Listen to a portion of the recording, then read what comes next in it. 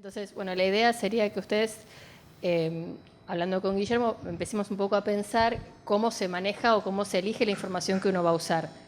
Supongamos que ustedes en algún momento se encuentran con un trabajo práctico o con un dilema a resolver. Pongámosle en el ámbito de la biología. ¿Cómo buscan ustedes la información? Suponete que les piden una monografía. ¿Se piden monografías todavía? Sí, bien. Ok, les piden una monografía sobre un tema de biológicas y ustedes no tienen ni idea. Les piden, por ejemplo, que les describan los mecanismos de duplicación del ADN y ustedes no saben. Entonces, ¿qué harían? Lo primero que van a hacer es buscar información ¿dónde? Wikipedia, ok. El consenso parece ser Wikipedia. Ahora, ¿Wikipedia es la única fuente de información que ustedes tienen? El rincón no. No te escuché, perdón. Ok, Guillermo, ¿qué elegirías vos? ¿Wikipedia? Qué difícil, ¿no? Porque por un lado uno está tentado a decir, a ver, el que dijo Rincón del Vago, ¿por qué lo Levanta la elegirías mano. Rincón del Vago? A ver, ¿qué te da Rincón del Vago? Sinceridad. ¿Por qué qué? ¿Por qué vago? Esa es una posibilidad, ¿no? Nos permite menos trabajo respecto a algo. Ahora, ¿quién escribió eso, por ejemplo?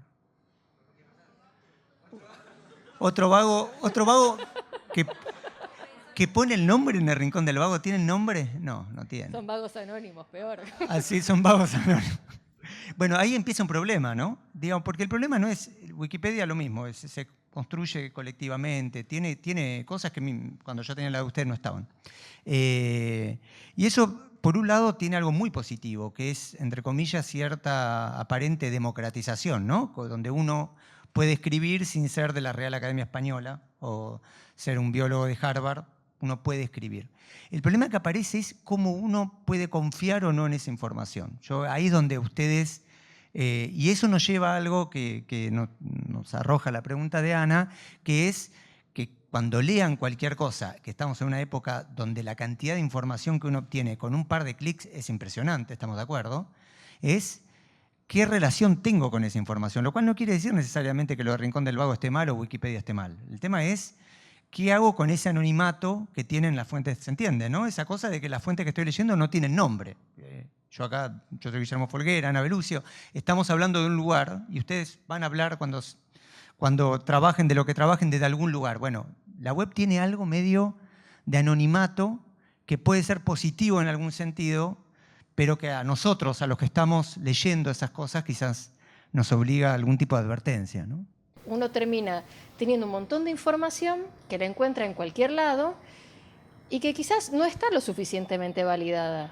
Y cuando digo validada es, todos nos podemos equivocar, pero hay gente o fuentes o información que está más validada que otras. Si yo escribo un artículo de Wikipedia sobre replicación del ADN, capaz logro esbozar un concepto a grandes rasgos, pero el resto va a ser, chicos, van todos desaprobados enseguida. Y eso es lo que tiene que ver un poco con seleccionar la información. Por ahí a veces es un poco más largo el proceso e implica utilizar distintas fuentes, pero digamos, elegir bien la información con la que ustedes se van a basar es un paso fundamental en sea lo que sea que estudien. Se asume que lo que se dice, independientemente si sea verdad o falsedad, está atravesado por quién lo dice.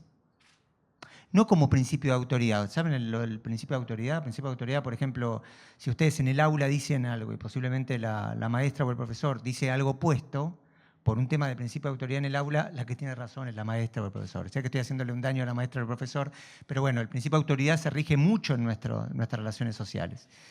Pero en filosofía no solo por un principio de autoridad, sino porque se considera, entre otras cosas, que lo que se dice tiene mucho que ver con la mirada del que lo está diciendo. Lo primero que hago es, ¿quién dijo lo que dijo? ¿Se entiende? O Botnia, ¿se acuerdan del conflicto de Botnia? Sí, ¿se acuerdan? Bueno, gracias. Voy a hacer como que fue... Por un momento me sentí tan vieja, ¿viste? No, pero ¿se acuerdan de Botnia, no? Sí, Botnia, sí. Sí, una papelera. Bueno, llegaba un montón de información sobre Botnia. ¿Se acuerdan de los medios? Una de las cosas que me acostumbré es, cuando recibía una información, ¿quién lo está diciendo? Porque a veces llegaba la información, por ejemplo, firma Botnia. o a veces firma el Estado argentino, o a veces firma y la persona que vive al lado de Botnia. Entonces, aprender a que las cosas que se dicen desde un lugar, las escribe alguien, y no porque a veces es menos riguroso ese alguien, pero aun cuando sea riguroso es muy importante saber quién, para entender la perspectiva. Y eso sí lo aprendí de filosofía, no desde biología. ¿Preguntas? ¿Preguntas? Sí, vos. Tiene que ver un poco más con lo metodológico de la investigación en tu trabajo.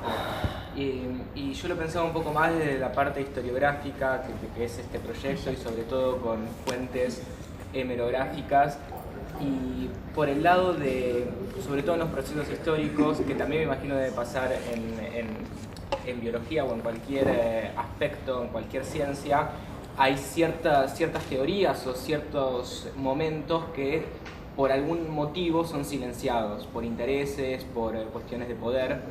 Y cómo se procede, con qué mecanismos, con qué instrumentos se puede pasar ese obstáculo de el vacío que genera que se hayan silenciado ciertos aspectos, opiniones, teorías, etc. ¿Cómo es tu nombre? Juan. Juan. ¿Se escuchó la pregunta de Juan atrás? ¿Te escucharon los compañeros? Estoy haciendo tiempo, porque es una pregunta muy difícil, es muy buena, Juan. ¿Seguro que se escuchó? Bueno, está buena la pregunta, Juan. Te voy a responder de dos maneras diferentes. Una, la parte... Voy a empezar por la parte escéptica, y después voy a empezar terminar por el lado optimista. La parte escéptica es... Hay voces que se olvidan para siempre. Y eso duele. Pero es algo que uno, cuando va a cualquier evento histórico, inclusive para comprender el presente, hay opiniones que se pierden para siempre. ¿Qué opinaba el granjero o qué opinaba el esclavo de un determinado momento histórico? Y cuando vas a las fuentes, lo que opinaban no aparece recuperado.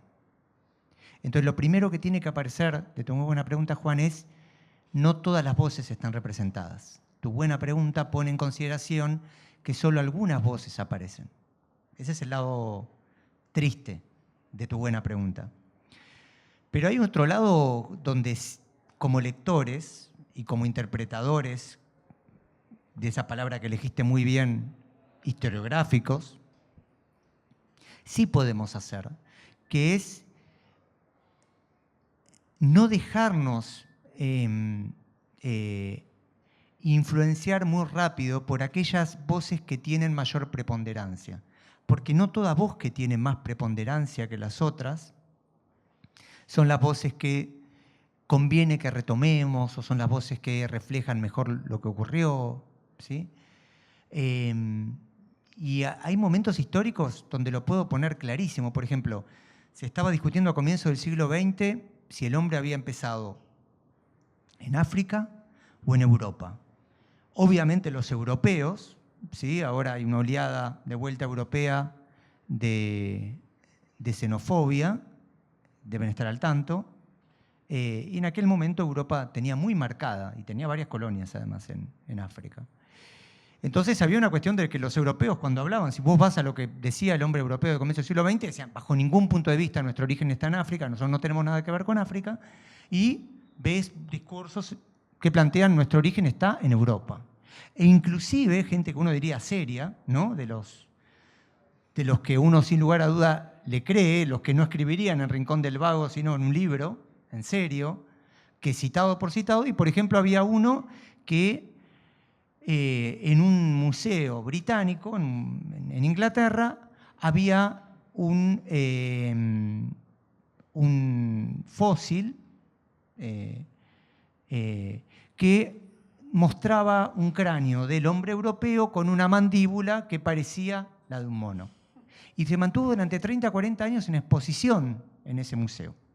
Hoy ese evento se llama el fraude de Piltdown y fue, si lo buscan, fue un evento que lo hizo alguien a propósito, construyó un fósil, de vuelta a las comillas, construyó, digo, mintió, generó algo que no estaba, tomando el cráneo de un sujeto europeo y le metió una mandíbula de chimpancé. Eso estuvo 40 años. Y si vos vas a las voces que vos decís, Juan, se hablaba de eso. Y esa era la evidencia para mostrar que el hombre europeo. Y vos decís, volvemos a tu buena pregunta, ¿y cómo yo me doy cuenta?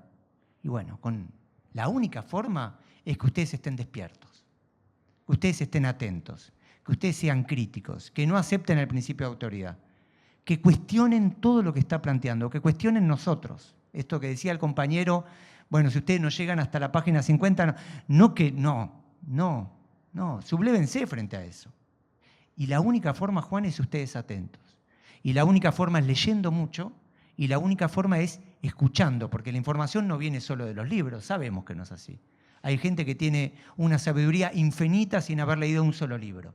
Entonces, tenemos que tratar de estar atentas. Es excelente la pregunta, Juan. Y la única forma es tratar de dar voz a los que no tienen voz, que hablen, escuchar qué dicen, y tratar de ponderar todas las voces que uno toma, tratar de poner el juicio. Muy buena pregunta.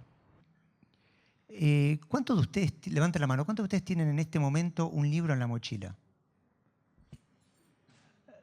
Unos 6, 7, ¿sí? Menos de un 10%. El libro tiene algo, olvídense de un texto científico, lo que significa leer una novela, lo que significa agarrar Harry Potter y un día leer 20 páginas, otro día... ¿Se murió? Ahí está. Un día leer 20 páginas, otro día leer... Yo creo que esa cuestión de también seguir cosas más largas es un desafío que si no lo han hecho, que estoy seguro que sí lo han hecho, ¿sí? Estoy seguro que todos ustedes han leído de alguna u otra manera varios libros, vale la pena hacerlo. Y yo creo que ahí está parte del tema de la web, que tenemos que también no dejar de usar la web, porque sería imposible pedirles eso, pero sí alternar. Y alternar por cosas materiales que entran adentro de la mochila y que nos llevan a otro tipo de relación. Los libros y todo lo que tiene que ver con algo de novedad arrojan una enorme frustración, pero no le tengan miedo a esa frustración. Es parte de la lectura y nos pasa a todos y todas, ¿sí? Si alguien les dice que no se siente ignorante frente a cualquier libro, no está diciendo la verdad. Y es el día de hoy que yo, por ejemplo, empecé la carrera de filosofía por 2 libros. Uno, un libro de Foucault, otro un libro de Hofstadter, no importa, pero no puedo creer que haya empezado filosofía porque estoy seguro que cuando leí a esos autores no entendí nada. Y entonces, ¿qué entendí? ¿Qué era lo que les quería compartir? Entendí que eran formas de imaginarme mundos diferentes o enriquecer el mundo que yo vivo cotidianamente. ¿Se entiende? Anímense con los libros, anímense. Frústrense en el sentido de choquen contra el libro, y si se suspende la lectura del libro, como le pasó a Ana y me pasó 300.000 veces a mí, que me equivoqué 3 veces con títulos recién que no me tendría que haber equivocado, de 3 obras que leí, pasa. ¿Sí? Pasa. De eso se trata leer, de eso se trata enfrentarse con la cultura, moverse en un mar profundo que uno no hace pie. Y uno no hace pie nunca. Y uno tiene que aceptar que no hace pie y disfrutar que no haga pie.